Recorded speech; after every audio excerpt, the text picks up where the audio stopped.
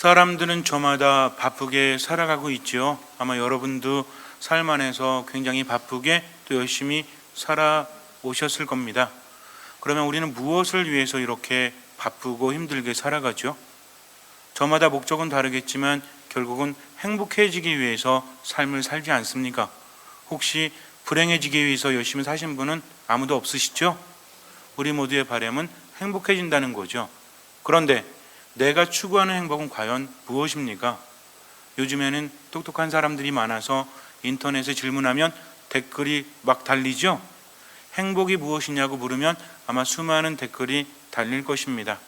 그러나 어떠한 사람도 완전한 길을 제시해 주지 못해요. 우리가 세상을 살아가면서 정말 힘든 것은 무엇을 얻지 못해서가 아니라 과연 그것을 얻으면 행복할 수 있을까라는 확신이 떨어지기 때문입니다. 그러면서도 가만히 있을 수 없으니까 불안하니까 뭔가를 추구하고 있다는 거죠. 저걸 얻으면 나는 행복할 수 있겠지 라고 스스로 생각하고 그것을 추구합니다. 그런데 이게 얼마나 위험한 그런 뭐라고 하죠? 위험한 선택? 위험한 투자? 그런 건지 몰라요. 왜냐하면 인간의 삶이라는 것이 기본 수명이 한 1000년 된다. 그럼 어떻게 하면 돼요? 이것도 해보고 저것도 해보고 그러면 돼요. 그런데 인간의 수명은 그렇게 길지가 않습니다. 더군다나 인간의 삶이라는 것이 봄, 여름, 가을, 겨울처럼 정해져 있죠. 한 100년을 사는데 20대를 살고 나머지 10년은 어린 시절, 10년은 노년기라고 한다면 문제될 게 없어요. 80년이라면 이것저것 몇 번은 해볼 수 있으니까. 그런데 문제는 뭐냐면 한번 길을 가면 돌이키기가 쉽지가 않다는 겁니다. 그래서 선택을 잘못하면 나중에 후회해도 소용이 없는 거죠. 그러니 우리 안에는 불안감이 있겠습니까? 없겠습니까? 의식하는 불안감 말고도 의식하지 못하는 불안감이 내 안에서 나를 힘들게 하죠. 이런 불안감은 우리가 느낄 수도 있고 느끼지 못할 수도 있어요. 그런데 여기에서 파생된 느낌이나 정서가 우리 안에 있다는 거죠. 그게 뭐냐면 불안하니까 점점 공허해지고 공허하니까 뭔가를 채우고 싶은 거죠. 뭔가 허하니까 채우면 행복해지겠지 하면서 이것저것 채워가지만 문제는 뭐냐면 그 또한 우리를 힘들게 할 수밖에 없다는 겁니다. 제대로 어딘지를 모르니까 정확한 길을 알지 못하니까 우리는 불안하고 힘들 수밖에 없어요. 그러니 여유가 없고 마음의 평화를 유지하지 못합니다. 어떤 젊은 사람이 우리와 똑같은 고민을 하면서 하느님 앞에서 기도를 합니다. 주님, 제가 뭔가를 추구하고 싶은데 인생이라는 것이 한 번 지나가면 돌이킬 수 없는 것이라서 제가 어떻게 해야 행복할 수 있겠습니까?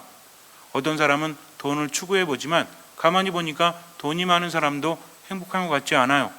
그래서 어떤 능력을 키워보려고 하지만 능력이 좋은 사람도 행복한 것 같지가 않아요. 도대체 누가 행복한지 알 수가 없어요. 사람들 앞에서는 행복한 것처럼 그렇게 이야기하지만 가끔 텔레비전 보면 연예인들이나 아니면 손님들이 나와서 자기들이 행복하다고 하죠. 근데 좀 지나면 어떤 기사가 떠요?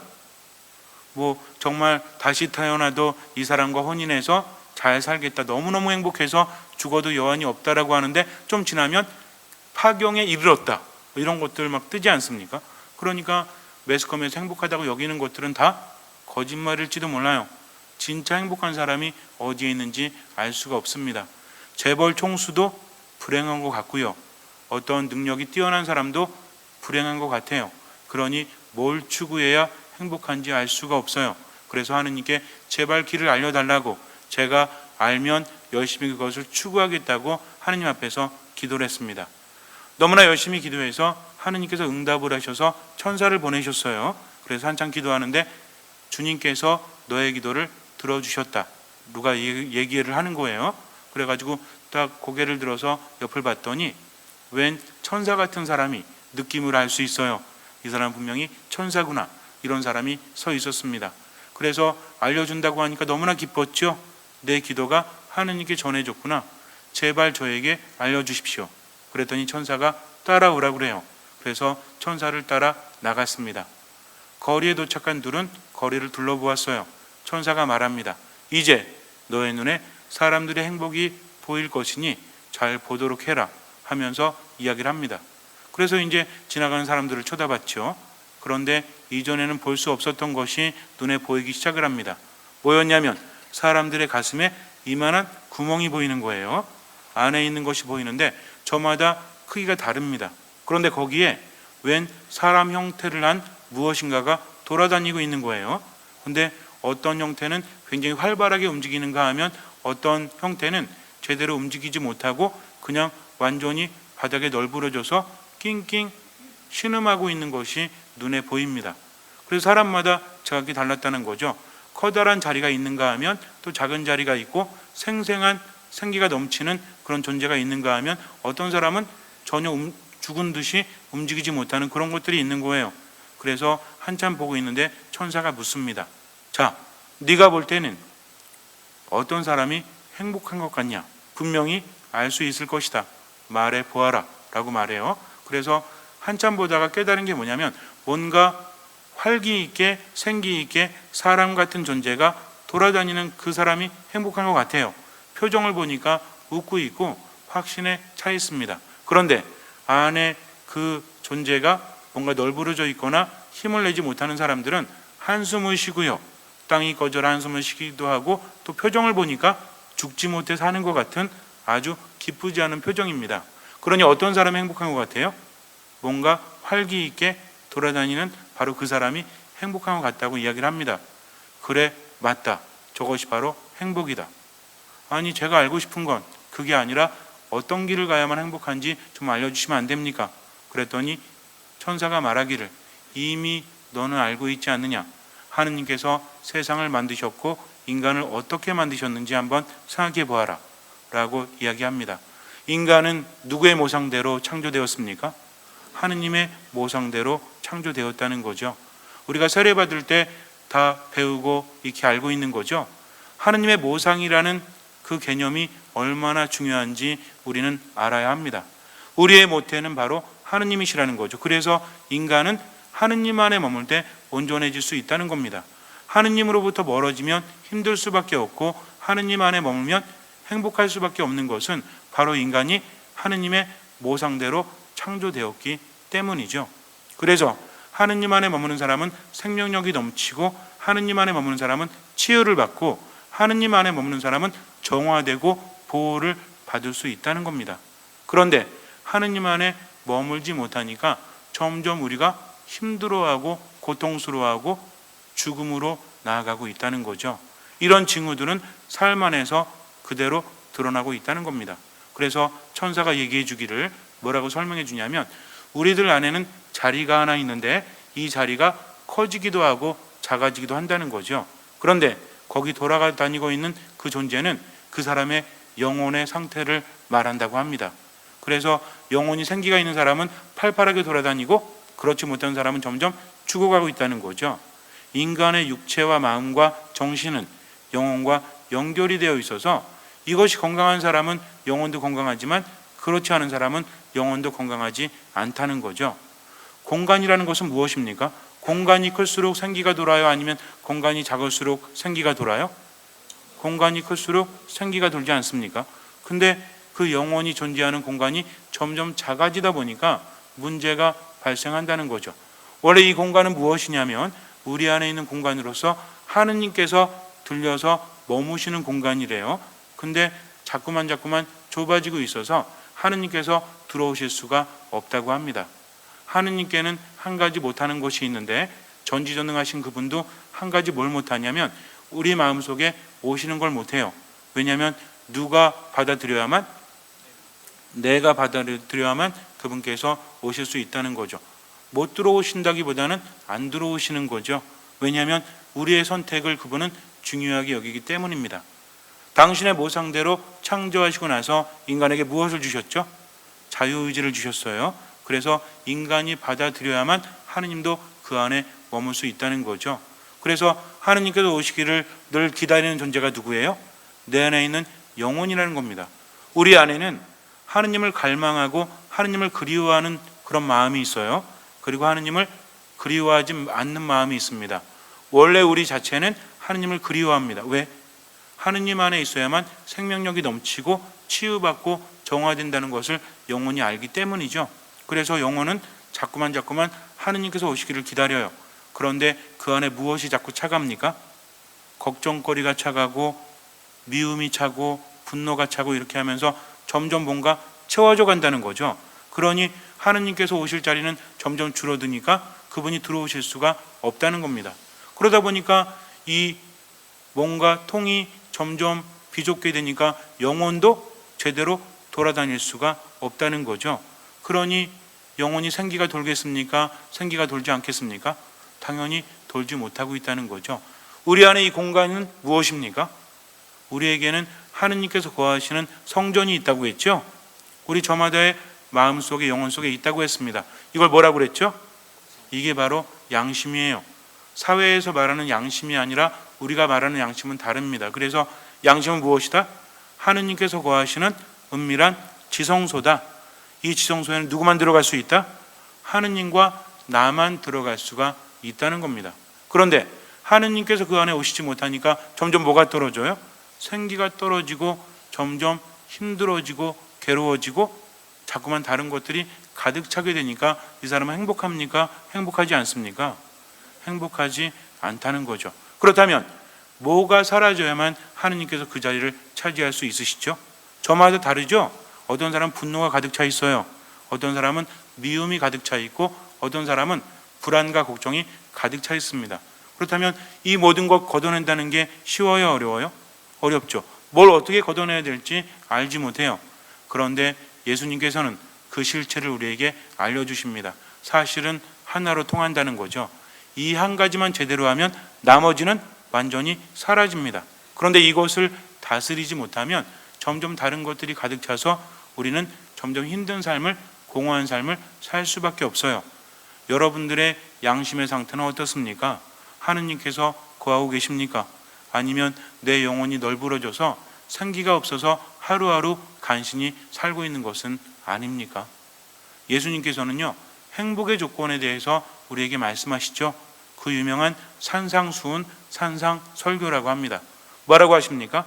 행복하여라 마음이 가난한 사람들, 슬퍼하는 사람들, 온유한 사람들, 의로움에 줄이고 목마른 사람들, 자비로운 사람들, 마음이 깨끗한 사람들, 평화를 이루는 사람들, 의로움 때문에 박해를 받는 사람들 하면서 여러 가지 말씀하시니까 이 모든 것들을 지킨다는 것은 참으로 쉽지가 않아요.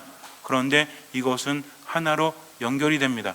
우리는 한 가지만 생각하면 돼요. 나머지는 저절로 된다는 거죠. 올림픽 같은 거 보면 100m 우승하는 선수가 이관왕, 상관왕 대부분 합니까? 못합니까? 대부분 하잖아요. 그죠? 뭐만 잘하면 100m 달리기만 잘하면 200m도 우승할 확률이 높다는 겁니다. 그리고 뭐 동계올림픽 봐도 쇼트트랙 같은 거 봐도 하나 금메달 따면 나머지 이관왕, 상관왕 같은 거 그냥 저절로 하지 않습니까? 물론 저절로는 아니지만 기본적인 실력이 있으니까 나머지도 차지할 수 있다는 거죠. 그래서 중요한 것은 어떤 길을 아는 사람은 나머지도 얻을 수 있다는 거죠. 한 가지를 추구하면 나머지도 저절로 이루어질 수 있기 때문입니다. 사실 진리는 간단해요. 우리 안은 복잡해도 김연아 선수가 빙글빙글 도는 거 잘 돌죠? 얼음판에서 막 돌지 않습니까? 그래서 저도 한번 돌아봤어요. 막 얼음판에서도 돌아보고 이 땅에서도 돌아보니까 어때? 정신이 없지? 근데 김연아 선수는 막 돌죠? 다른 선수도 마찬가지예요. 그래서 한 번은 텔레비전 나와서 이야기해 주는데 돌면서 어지럽지 않은 비결이 뭔지 아십니까? 한 곳만 바라보기 때문에 그렇대요. 근데 우리는 어때요? 돌면서 여기 보다가 이쪽 돌면서 여기 보다가 사방팔방을 도니까 어지러울 수밖에 없는데 김연아는 어디만 본다는 거예요? 한 곳만. 돌면서도 한 곳만 보니까 어지럽지 않다고 합니다. 세상은 복잡해도요, 한 곳만 바라보는 사람은 나머지도 얻을 수 있다는 거죠. 가장 중요한 건 뭐냐면 마음이 가난한 사람들은 행복하다, 바로 이것입니다. 우리는요 착각을 하면서 살거든요. 부자로 살면 하늘나라 들어가기 어렵고, 예수님 말씀하셨죠? 그러면 가난한 사람으로 살면 하늘나라 들어가기 쉽습니까? 이런 말씀하지 않으셨어요. 가난한 사람들이 위로를 받을 거라는 말씀을 하시지만 이것은 뭐냐면 구조적으로 가난한 사람들을 의미합니다. 예를 들어서 저기 아프리카나 또는 어떤 우리나라도 마찬가지겠지만 자기 의사하고 상관없이 굶어 죽는 사람이 있습니까? 없습니까? 아무리 열심히 해도 먹을 수 없는 사람들이 있어요. 아무리 열심히 살아도 병 때문에 죽어가는 사람들이 있죠. 이 사람들의 희망은 오로지 하느님께만 달려 있다는 겁니다. 우리가 볼 때 세상을 살면서 야 어떻게 저렇게 힘들까라고 하지만 그들은 하느님께서 위로하시고 그들에게 하는 나라를 주신다는 거죠. 문제는 뭐냐면 지금 내가 어떤 상태냐. 예를 들어서 어떤 사람이 게으르게 살아가지고 가난하다면 이 사람은 하나님 나라에 들어갈 수 있어요? 없어요? 들어갈 수 있을 리가 없지요. 그러니 가난해도 그 나라에 들어가지 못한다는 겁니다. 그런데 마태복음사가는 우리에게 더 정확하게 알려주고 있죠. 뭐가 가난한 사람들? 마음이 가난한 사람들. 그렇다면 실제로 가난하면서도 마음이 가난한 사람이 있는가 하면 마음이 가난하지 못한 사람도 있다는 겁니다. 물질적인 가치가 아니라 그 사람이 무엇이 가난해요? 마음이 가난해야 한다는 거죠. 근데 마음속에 뭐가 차면서부터 문제가 생깁니까? 가난하다는 것은 뭐하고 대치되는 거죠? 소유한다는 것과 가난은 대치되는 겁니까? 아니면 합치되는 겁니까? 대치되는 거예요? 합치되는 거예요? 뭔가를 소유한다는 것은 가난하지 못함을 말하죠. 그렇다면 마음으로 가난하지 못한다는 것은 마음으로 뭐 하려고 한다는 얘기죠? 소유하려고 한다는 겁니다. 우리들의 마음이 가난하지 않은 것은 마음속에 분노가 차는 것은 마음속에 미움이 차거나 우울함이 차는 것은 무엇 때문입니까? 이 소유 욕구 때문이라는 거죠. 소유한다는 것은 나쁜 건 아니에요. 그러나 이것이 지나쳐서 그것이 나를 장악하게 되면 그때부터 문제가 발생한다는 겁니다. 소유욕이 강한 사람은요 힘들 수밖에 없어요. 자꾸만 가지려고 하니까. 그러다 보니까 어떤 문제가 생겨요? 갖긴 갖는데 내놓질 않죠. 소유욕이 나보다 더 크기 때문입니다. 그러다 보니까 쌓이고 공간은 좁은데 나가진 않고 이러다 보니까 점점 어떻게 돼요? 점점 힘들어지고 괴로워지게 된다는 거죠. 이스라엘에 가면 사해라고 있죠. 대드시 죽은 바다죠. 근데 거기 보면 어때요? 들어오는 데는 있는데 뭐가 없어? 나가는 게 없어요. 그러니까 계속 쌓이고 증발되고 쌓이고 증발되고 이러니까 어떻게 됩니까? 소금기가 너무나 강해서 머드백 같은 거는 구할 수 있지만 뭐 미네랄 같은 거 많다라고 하지만 정작 거기에 뭐가 못 살아요? 생명이 살지를 못합니다. 고인 것은 썩게 마련이에요. 강도 마찬가지 아니에요? 강의 유속이 조금 있어야 되는데 점점 느려지면 어떻게 됩니까? 움직임이 둔화되면 죽음이 점점 가득 찬다는 거죠. 그래서 강의 유속은 빠를 필요가 있어요. 점점 느려지니까 문제가 발생한다는 겁니다. 우리 또한 마찬가지예요. 안에 쌓이긴 하는데 이것이 원활하게 나가질 못하니까 내 의사하고 상관없이 썩어가는 거죠. 뭐가 썩습니까? 들어왔다 나갔다 하면 썩어요, 안 썩어요? 음식점에도 음식이 오늘 나가거나 내일 나가고 이렇게 원활하게 공급이 되면 안 그렇겠지만 한켠에 계속 쌓여져 있는 건 어떻게 되죠? 나중에는 썩어갈 수밖에 없죠. 썩으면서 뭐가 나옵니까? 독이 나와요. 가스가 나옵니다. 그러면서 다른 것들을 해치게 된다는 거죠. 내가 정말 힘든 것은 바로 이 소유 욕구 때문에 그래요. 불행한 것도 마찬가지입니다. 그래서 물질적으로 많이 소유했어도 소유 욕구가 많지 않은 사람은 행복할 수밖에 없지만 그렇지 않은 사람은 자꾸만 어떻게 하려고 하죠? 움켜 잡으려고 하죠. 그러니까 바라는 게 많아요? 해주는 게 많아요? 소유 욕구가 강한 사람은 바라는 게 많을까요? 해주는 게 많을까요? 바라는 게 많죠. 바라는 게 많으니까 실망이 커요? 만족이 커요? 실망이 크죠. 그러니 스스로도 불행합니까? 행복합니까? 불행할 수밖에 없다는 거죠. 채워지지 않는 갈증은 심할까요? 심하지 않을까요? 심하죠. 그러니 자꾸만 추구하고 채워지지 않고 이 악순환이 반복되면서 행복을 느낍니까? 불행을 느낍니까? 불행을 느낄 수밖에 없어요. 그래서 마음이 가난한 사람들은 행복하다는 거죠. 마음이 가난한 사람은 스스로 자기 것이 아니라고 여기고 하느님의 것이라 여기기 때문에 그분의 길을 따라갑니다. 세상에 어떤 존재도 이렇게 확실하게 길을 알려주지 않아요. 스스로 알아서 하라는 거죠. 근데 주님께서는 뭐라고 하십니까? 나는 길이요 진리요 생명이다. 그러니 나를 따라서 아버지께 가라고 하죠. 길은 무엇입니까? 우리가 나아가야 할 삶의 방향이에요. 진리는 무엇입니까? 정확하게 아는 거죠. 내가 몰라가지고 헷갈리는 것이 아니라 내 불안감을 채워줄 수 있는 것은 정확한 길을 알기 때문입니다. 그래서 그 길을 가는 사람은 제대로 알게 되고 또 어떻게 된다? 뭘 얻는다? 생명력을 얻을 수밖에 없다는 거죠. 그래서 예수님 뭐라고 하십니까? 무거운 짐을 지고 수고하는 이들은 모두 내게로 오너라. 내가 너희에게 안식을 주겠다라고 말씀을 하십니다. 그러니까 우리들의 인생이 길지가 않아요. 그래서 한 번뿐인 인생이라면 저마다 방황하고 갈등하지만 우리는 그렇지 않죠. 확실한 게 있지 않습니까? 누구를 따라가면 돼요? 예수님 따라가면 된다는 거죠. 그분이 말씀대로 세상을 살아가면 됩니다. 이것은 한 가지로 통합이 돼요. 그렇다면 소유욕구가 있는 것과 없는 것은 어떻게 구분할까요? 소유욕구 자체는 나쁜 건 아니라고 했죠. 이게 변질되거나 나를 지배하면 그때부터 문제가 생긴다고 했습니다. 뭔가를 추구하는 것은 아름다울 수도 있어요. 멋질 수도 있어요. 그러나 소유욕구에 자신이 먹히면 안 되는데 이것을 알 수 있는 방법이 하나 있죠. 이게 뭡니까? 그 사람 안에 무엇이 있느냐 없느냐? 무엇이 있느냐 없느냐? 그렇죠. 사랑이 있는 사람은 소유욕구에 먹히질 않아요. 근데 사랑이 없는 사람은 소유욕구에 먹혀 간다는 거죠. 왜냐하면 사랑의 기본 속성은 주는 겁니까? 받는 겁니까? 우리가 말하는 사랑은 사회에서 말하는 사랑이 아니에요.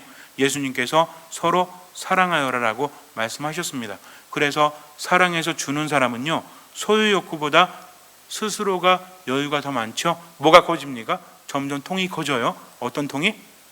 어디 가서 막 쓰는 통이? 이게 아니라 뭐가 머무는 통이? 영원히 머무는 통이 점점 커지니까 하느님께서 거하실 장소가 있어요 없어요? 있으니까 계속 내 안에 들어오시죠. 하느님 오시니까 뭐가 넘쳐요? 생기가 넘치고 치유가 이루어지고 정화가 이루어집니다. 그러니 다른 것들이 쌓여도 그것도 누리고 하느님의 생기도 누리니 이 사람이야말로 정말 행복하지 않습니까? 우리가 다시 한번 생각해 봐야 돼요. 내 인생이 얼마가 남았는지, 내가 지금 가고 있는 길이 정확한 건지, 정말 행복한 건지, 나중에 후회해도 정말 너무나 늦지 않습니까? 그러니까 온전히 신뢰를 두고 걸어봐야죠. 여러분들은 행복하기를 원하십니까? 그럼 누구 말씀대로 살면 돼요? 예수님의 말씀대로. 예수님께서 어떤 사람 행복하다고 하셨죠? 마음이 가난한 사람들은 행복하다. 그러니까 우리 안에 있는 무엇을? 소유 욕구를 내가 알아차리고 그것이 커지지 않도록 뭘 해야 된다? 주는 사랑을 실천하다 보면 원활하게 내 통이 커지고, 통이 커지면 누가 머무신다? 하느님께서 머무시니까 생기가 넘쳐오르고 뭐가 일어난다? 하느님께서 계신 곳에 기적이 일어날 수밖에 없다는 겁니다. 그러니 세상도 행복하게 사시고요, 나중에 하느님 나라도 가세요. 세상도 고통스럽게 살다가 마지막에 그 나라도 못 가면 정말 억울하지 않습니까? 그러니까 하느님 안에 머물면서 그분의 뜻대로 살아가십시오. 온전한 신뢰는 기적을 만들어냅니다. 왜냐하면 하느님께서 함께 하시기 때문이죠. 잠시 눈을 감으세요. 나를 힘들게 하는 것은 주변 상황이 아닙니다. 나를 힘들게 하는 것은 다른 사람이 아니에요. 소유하고자 하는 욕구 때문이죠. 물건을 소유하고자 합니다. 재물을 소유하고자 해요. 사람을 소유하고자 합니다. 그 무엇도 소유하려고 하니까 베풀지 못하고 주지 못하죠. 그러니 사랑이 점점 사라집니다. 사랑이 없는 곳에 하느님께서도 계시지 않습니다. 여러분들의 영혼의 통은 어떻습니까? 정말 넉넉하고 여유가 있습니까? 그러면 하느님께서 거하시고 행복을 느끼죠. 그러나 점점 행복을 느끼지 못한다면 다시 한번 생각해 보세요. 나는 과연 소유욕의 노예가 되어가는 것은 아닌지. 그러니 이제 삶을 자유롭게 살아가십시오. 감사하면서 베풀면서 하느님 안에 머무십시오. 주님께서는 그 믿음을 보시고 우리 삶에 놀라운 기적을 일으켜 주실 것입니다. 아멘.